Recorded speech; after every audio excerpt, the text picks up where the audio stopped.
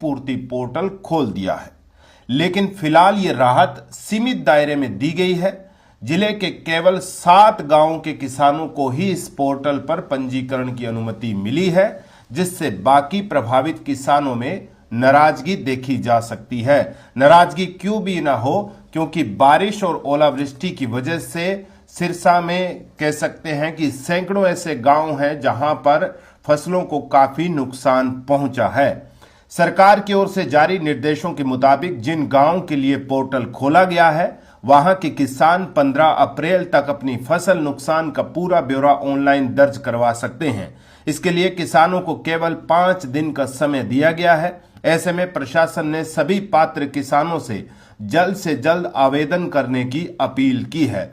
फिलहाल जिन गांवों के लिए पोर्टल खोला गया है, उनमें कालावाली तहसील के गदराना, तारुआना, डवाली तहसील के जोगेवाला, फूलो और हैबुआना और सिरसा तहसील के भरोखा और बरुवाली फर्स्ट शामिल है। इन गांवों के किसान अपने नजदीकी सीएससी सेंटर या स्वयं ऑनलाइन पोर्टल पर जाकर रजिस्ट्रेशन कर सकते हैं। जिन किसानों ने फसल बीमा नहीं कराया, उनके लिए यह पोर्टल बेहद जरूरी है। उन्हें पोर्टल पर रजिस्ट्रेशन के साथ फसल नुकसान की फोटो अपलोड करनी होगी।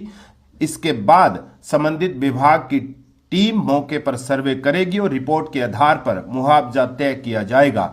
आपको बता दें कि बीते कई दिनों से पश्चिमी विक्षोभ के चलते हरियाणा के कई जिलों में भयंकर ओलावृष्टि देखने को मिली है। उसमें सिरसा के भी सैकड़ों ऐसे गांव हैं जहां पर बारिश और ओलावृष्टि की वजह से फसलों को काफी नुकसान पहुंचा है।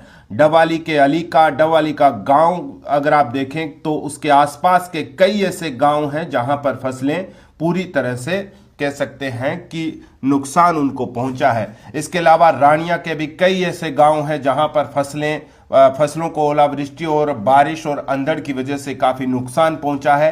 एलनाबाद क्षेत्र के भी कई ऐसे गांव हैं जहां पर कह सकते हैं कि भयंकर ओलावृष्टि जो है वो देखने को